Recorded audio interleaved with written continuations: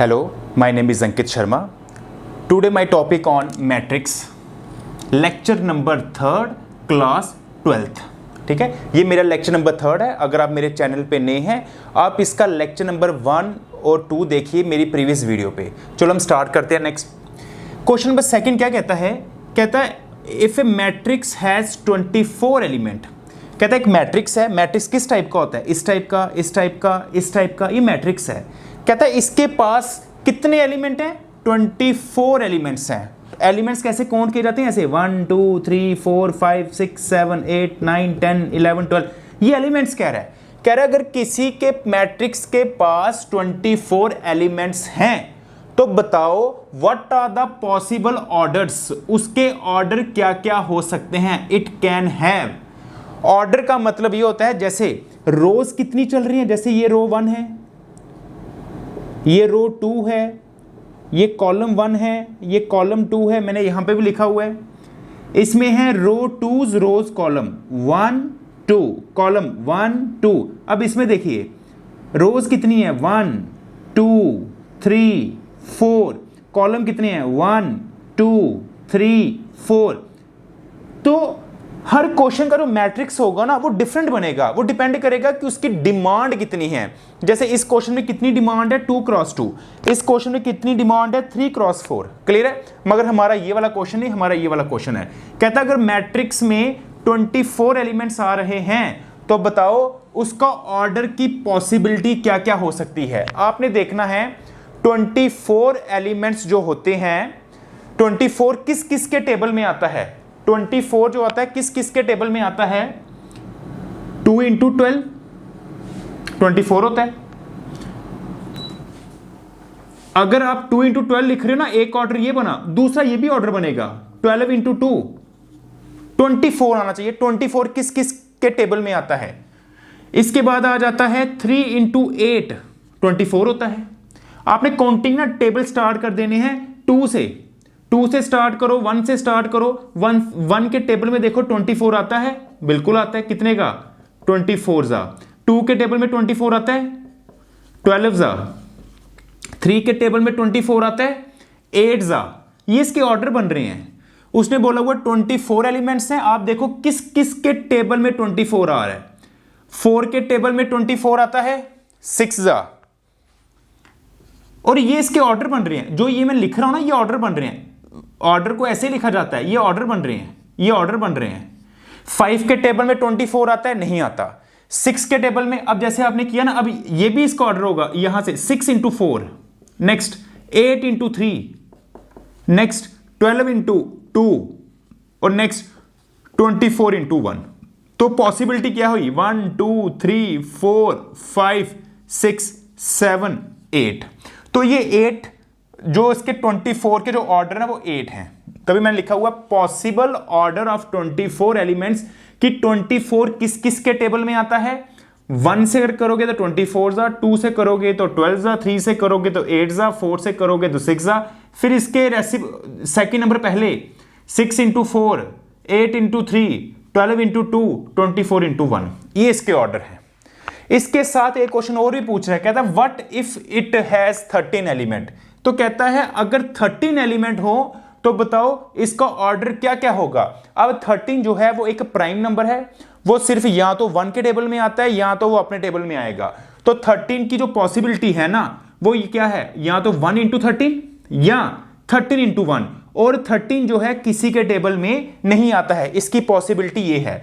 कोई भी एलिमेंट आ जाए, आपने देखना ये किस किस के टेबल में आता है. जिस जिसके टेबल में आता होगा वो लिखते जाना. कब तक? जब तक 24 नहीं आ जाता. सेम क्वेश्चन मैं आपको दे रहा हूं. कहता है इफ द मैट्रिक्स 18 एलिमेंट्स. अगर मैट्रिक्स के पास 18 एलिमेंट है, what are the possible order it can have. आपने ऑर्डर बनाना है. जब 18 का बना लोगे ना, उसके बाद एक क्वेश्चन और पूछ रहा है, बताओ 5 एलिमेंट्स का क्या होगा. 18 का मैं बताता हूं. 18 किस किस के टेबल में आता है? 1 × 18 पहला ऑर्डर. दूसरा 2 × 9, नेक्स्ट और 3 × 6. 4 के टेबल में नहीं आता, 5 के नहीं आता, 6 के आता है. फिर 6 तो ये आ गया. 6 × 3, आगे 9 × 2, नेक्स्ट 18 × 1. और देख लो 18 किस किस के टेबल में आता है, 18 और किसी के टेबल में आता ही नहीं है। तो इसके जो ऑर्डर बनेंगे ना वो ये बनेंगे। तो पहला क्वेश्चन का आंसर ये बना, the possible orders of 18 element this. Same criteria, 5 elements हो तो उसके ऑर्डर कितने होते हैं? 5 एक प्राइम नंबर है, 5 या तो 1 के टेबल में आएगा या तो अपने टेबल में आएगा, जैसे 13 था। तो इसका जो ऑर्डर बनेगा या तो 1 इंटू 5 बनेगा या 5 इंटू 1 बनेगा। इसकी पॉसिबिलिटी 2 है, तो मैंने यहां पे कर दिया क्वेश्चन ये वाला। क्लियर है? ये था अलग। अब अलग टाइप में चलते हैं। कहता है कंस्ट्रक्ट करो 2 क्रॉस 2 मैट्रिक्स। इसका मतलब एलिमेंट भी 2 होने चाहिए और कॉलम भी 2 ही चाहिए। मैट्रिक्स को इसके साथ डिनोट किया जाता है AIJ। क्लियर है? Whose elements are given by. अब ना इस टाइप का हम एक मैट्रिक्स दे रहे हैं, ये मैट्रिक्स है, इसको यूज करके ना मैट्रिक्स को आपने बनाना है। जैसे कि फर्स्ट मैं आपको समझाता हूं, एक अगर आपको आ गया तो आपको इस टाइप के एलिमेंट्स आ जाएंगे, जैसे एक। अब हमें मैट्रिक्स कह रहा है क्या करो, 2 क्रॉस 2 मैट्रिक्स को क्रिएट करो। क्रिएट का मतलब हो गया कंस्ट्रक्ट करो, बनाओ मैट्रिक्स को। मैट्रिक्स को डिनोट किया जाता है AIJ। कितना मैट्रिक्स है? 2 क्रॉस 2 का, 2 क्रॉस 2 का। अब इसमें कंडीशन है कि AIJ ना इस टाइप का है, ये पहला पार्ट है। फिर दूसरा पार्ट ये होगा कि कंडीशन ये है, फिर तीसरा पार्ट ये होगा। मैं पहले फर्स्ट पार्ट समझाता हूं। AIJ जो है ना वो इस टाइप का है, I plus J divided by 2, ये 2 क्रॉस 2। क्लियर है? अब 2 क्रॉस 2 का जो जनरल मैट्रिक्स है ना वो मैंने ये बनाया हुआ है। 2 क्रॉस 2 का जनरल मैट्रिक्स ये होता है A11, A12, A21, A22। इसको आप कैसे लिखते हो? ये रो होती है, ये फर्स्ट रो है, ये सेकंड रो है, ये फर्स्ट कॉलम है, ये सेकंड कॉलम है। तो मैट्रिक्स कैसे बनाया जाता है? ये जो फर्स्ट नंबर होता है ना ये रो को रिप्रेजेंट करता है, ये जो सेकंड नंबर है ना ये कॉलम को रिप्रेजेंट करता है। रो जो है ना कौन सी है? फर्स्ट। ये तो पूरी फर्स्ट रो है ना, तो पहला नंबर हो गया कि फर्स्ट रो। अब इसके साथ दूसरा नंबर होता है कॉलम को रिप्रेजेंट करता है। कौन सा कॉलम है? फर्स्ट। कौन सा कॉलम है? सेकंड। इसका मतलब फर्स्ट रो का फर्स्ट कॉलम, फर्स्ट रो का सेकंड कॉलम। इसका मतलब क्या हुआ? रो आ रहा है, रो फर्स्ट नंबर पे है, column second row first column, second row second column. ये मतलब हुआ इसका। अब इसको ना मैट्रिक्स में बनाना है, करते हैं स्टार्ट। 2 क्रॉस 2 बनाना है।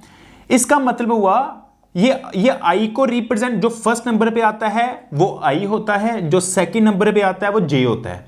करो पुट बच्चे, आई की जगह पे 1 पुट करो, जे की जगह पे भी 1 पुट करो, क्योंकि आई जो है फर्स्ट नंबर है, जे जो है वो सेकंड नंबर है। करो पुट 1 प्लस 1 डिवाइडेड बाई 2। कितना आंसर आया? 2/2। इसका पहला आंसर बना 1, बना 1। सेम क्राइटेरिया, आई की जगह पे 1 पुट करो, जे की जगह पे 2 पुट करो, तो कितना आ गया? इसका आंसर आ जाएगा 1 प्लस 2 डिवाइडेड बाई 2। टोटल बना 3/2, बना 3/2। नेक्स्ट आ जाएगा, आई को 2 पुट करो, जे को 1 पुट करो, कितना आया? 3/2। और यहां पे 2 पुट करो, आई को 2 पुट करो, जे को भी 2 पुट करो। 2 प्लस 2 डिवाइडेड बाई 2 कितना आया? 4/2 इक्वल टू 2। इसका आंसर आ जाएगा 2। तो इसका जो आंसर बनेगा ना, आई जे मैंने कौन सा लिया हुआ है? आई प्लस जे। इसका क्या था? इसका स्क्वायर भी है बच्चे, इसका स्क्वायर भी है, इसका होल क्या है? स्क्वायर है, आई प्लस जे का होल स्क्वायर। इसका मतलब ये हुआ पहले स्क्वायर करना पड़ेगा। पहले क्या करना पड़ेगा? स्क्वायर। 1 प्लस 1 का जो स्क्वायर करोगे ना डिवाइडेड बाई 2 कितना हो गया? 2 प्लस 2 का स्क्वायर बाई 2 कितना आ गया? 4/2। आंसर बना 2। तो पहला आंसर बन गया 2। सेकंड आ जाएगा कितना? 1 प्लस 2 का होल स्क्वायर, ये स्क्वायर भी है, फिर डिवाइडेड बाई 2 कितना आया? 3 का स्क्वायर बाई 2, 9/2। सेकंड आ गया 9/2। नेक्स्ट कितना आ जाएगा? 2 प्लस 1 स्क्वायर बाई 2, 3 का स्क्वायर बाई 2 कितना आ गया? 9/2। फिर 9/2 आ रहा है। नेक्स्ट कितना आ जाएगा? 2 + 2 का स्क्वायर डिवाइडेड बाय 2, 4 का स्क्वायर बाय 2 कितना आ गया 16/2 कितना आ गया 8। तो ये चारों इसके आंसर बन चुके हैं। ये है इस टाइप का आंसर जब कंडीशन क्या हो i + j का स्क्वायर बाय 2। अब मैं कंडीशन को ना चेंज करता हूं। अब कंडीशन पता क्या कह रहा है कि सेम यही लो, मगर कंडीशन आ रही है i/j, i/j।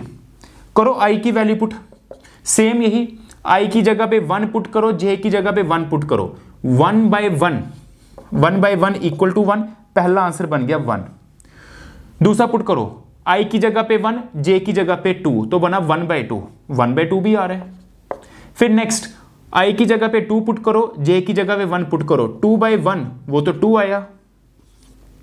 फिर आगे पुट करो, i की जगह पे 2, j की जगह पे 2, 2/2 होता है 1, तो ये भी आंसर इसका ही निकल गया। अब कंडीशन थर्ड आपने ट्राई करना है, i की जगह पे 1 पुट करना, j की जगह पे भी 1 पुट करना। फिर यहां 1 पुट करोगे ना, ये 2 + 1 3, 3 का स्क्वायर 9, 9/2 बनेगा पहला आंसर। आगे ट्राई करो इसको, तो चेक कर लेना बुक से क्या आंसर है। नेक्स्ट फिर वही क्वेश्चन आ रहा है, मगर यहां पे 2x2 मैट्रिक्स था, यहां पे 3x3 मैट्रिक्स है। Whose elements are given. अब इसके एलिमेंट्स जो हैं वो कैसे हैं, ये फिर कंडीशन आ गई। First condition, second condition, condition को लेके चलो और आपने मैट्रिक्स बनाना है जिसकी रोज कितनी है 3, कॉलम कितने हैं 4। ये first row, second row, third row, इसके बाद कॉलम कितने हैं 4, फर्स्ट है। ये इतना मैट्रिक्स बनाना है कि रो जो है वो आपको 3 चाहिए और कॉलम कितने हैं 4 चाहिए। जैसे पहली कंडीशन क्या है, aij is equal to 1/2 - 3 iota j। सबसे पहले क्या पुट करना है 1 1, i की जगह पे 1, j की जगह पे 1, ये मॉड है साथ में। 1/2 करो वैल्यू पुट, 3 + 1, i की जगह पे 1 पुट किया, j की जगह पे 1 पुट किया, कितना आ गया 1/2 - 2, मॉड में है, मॉड में हर चीज पॉजिटिव होती है। 2/2 कितना हो गया 1, तो पहला आंसर आ गया 1। क्लियर है। नेक्स्ट i की जगह पे 1, j की जगह पे 2, i की जगह पे क्या लेना है 1 और j की जगह पे 2, कितना आ गया -1/2, पॉजिटिव है, मॉड में हर चीज पॉजिटिव होती है, 1/2, अगला आंसर आ गया 1/2। फिर i की जगह पे 1, 3 की जगह, j की जगह पे 3, i की जगह पे 1, j की जगह पे 3, कितना आ गया 0, नेक्स्ट आंसर आ गया 0। ऐसे ही आपने क्या करना है, i की जगह पे 1 पुट करना है, j की जगह पे 4, सेम क्राइटेरिया रखना। मैं लास्ट वाला फिर एक कर देता हूं, i की जगह पे 3, ये इजी है बनाना, चेक करते हैं 5/2 आंसर आता है। i की जगह पे 3 और j की जगह पे 4, कितना आ गया दिस -9 + 4 -5, मॉड में है, मॉड में हर चीज पॉजिटिव होती है, 5/2 आंसर आ गया इसका। तो ऐसे कंस्ट्रक्ट करना है ये वाला, और सेकंड पार्ट आप ट्राई करना है इसको। फिर 3x3 तक यहां पे लेना, एक एक करके वैल्यू पुट करते जाना, तो आपका जो ये है मैट्रिक्स ये कंस्ट्रक्ट हो जाएगा। क्लियर है। ये था कंस्ट्रक्ट कैसे किया जाता है मैट्रिक्स। नेक्स्ट चलते हैं, कहता है find the value of x y z from the equation. यहां से आपने किस किस की वैल्यू निकालनी है, x y और z की। ये x है, ये y है और ये z है, इनकी वैल्यू निकालनी है। तो मैंने इससे पहले लेक्चर में आपको बताया था। अब इसमें ना कंडीशन है, इन मैट्रिक्स को बोल रहा है ये बीच में क्या है इक्वल टू, बीच में क्या है इक्वल टू। इक्वल टू का मतलब क्या, बराबर। कि अगर कोई दो मैट्रिक्स ऐसे लिखे हों A B C D, यहां पे 2 1 3 4, अगर कोई दो मैट्रिक्स ऐसे दिए हों, आपने देखना है इक्वलिटी तभी आई होगी जितनी इसकी रो होंगी इतनी ही इसकी रो होंगी, जितने इसके कॉलम होंगे इतने ही इसके कॉलम होंगे। ये 2x2 है, ये भी 2x2 है। तो इक्वलिटी के लिए दो कंडीशनें चेक करनी पड़ती हैं। पहले ऑर्डर सेम होना चाहिए और जो सामने वाले एलिमेंट है ना वो इक्वल टू होने चाहिए, तभी तो इक्वलिटी आएगी। अब सामने वाले इक्वल टू का मतलब हो गया, जैसे a जो है वो 2 के बराबर होगा, b की वैल्यू 1 के बराबर होगी, c की वैल्यू 3 के बराबर होगी, d की वैल्यू 4, क्योंकि इनकी पोजीशंस देखनी है। अगर ये इधर है ये भी इधर होना चाहिए, तब इक्वालिटी होगी। ठीक है, कई बार हमें बोलता है कि प्रूफ करके बताओ ये इक्वल टू हैं। अगर इक्वल टू हैं तो प्रूफ करना है कि ए जो है वो 2 के बराबर आना चाहिए, बी जो है वो 1 के बराबर, सी जो है वो 3 के बराबर, डी जो है 4 के बराबर आना चाहिए। मगर इधर बराबर बताना नहीं है, इधर गिवन है। इसमें हमें बोल रहा है वो कि ये दो मैट्रिक्स जो हैं वो इक्वल टू हैं। अगर दो मैट्रिक्स इक्वल टू है ना तो कंपेयर करो, इसका मतलब फर्स्ट के बराबर है, y कितना बन गया 4, 3 कितना बन गया, z इक्वल टू कितना बन गया 3 और x कितना आ गया 1। तो इसका मतलब वैल्यू तो निकली हुई है ऑलरेडी, ये इसकी वैल्यू है। सेम क्राइटेरिया क्वेश्चन सेकंड है, कहता है दो मैट्रिक्स जो है वो इक्वल टू हैं। अगर ये इक्वल टू है इसका मतलब फर्स्ट वाला एलिमेंट इसके ऊपर वाले के इक्वल होगा, सेकंड वाला सेकंड के इक्वल होगा, थर्ड वाला थर्ड के इक्वल होगा। गिवन लिखा इक्वल टू तभी होता है। अगर ऐसे लिखा होगा, अगर इक्वल टू है इसका मतलब ए जो है वो ई के बराबर है, बी जो है एफ के बराबर है, सी जो है जी के, तभी तो इक्वालिटी है। इक्वालिटी का मतलब ही क्या होता है, बराबर। अब कहता है ये तीनों जो हैं बराबर हैं, यहां से वैल्यू निकालो किस किस की, एक्स वाई और जेड की। अगर मैं सब्ट्रैक्ट करूं, इसका प्रूफ आगे कंटिन्यू करता हूं। सब्ट्रैक्ट इक्वेशन सेकंड को फ्रॉम फर्स्ट से, पहले फर्स्ट लिख लो एक्स वाई जेड, माइनस करना है सेकंड को x प्लस जेड, 9 माइनस 5। जब मैं इसको माइनस दूंगा ना, x x कट जाएगा, z z कट जाएगा, पीछे रहा y की वैल्यू बनी 4, y निकल गया 4। y की वैल्यू यहां पुट करो थर्ड में, use in third, y plus z equal to 7। तो 4 को यहां पे लाओ, z की वैल्यू निकली 3, y भी है z भी है, ये वैल्यू पुट करो फर्स्ट में, यूज इन फर्स्ट। तो x कितना आ जाएगा 4 plus z equals to 9, z की वैल्यू कितनी है 3, ये बन गया 7 इक्वल टू 9। 7 को शिफ्ट करो तो यहां पे आ जाएगा 2। तो ये आपकी वैल्यू बन गई, x भी निकल गया, y भी निकल गया और z भी निकल गया। क्लियर है, ये था आपका लेक्चर।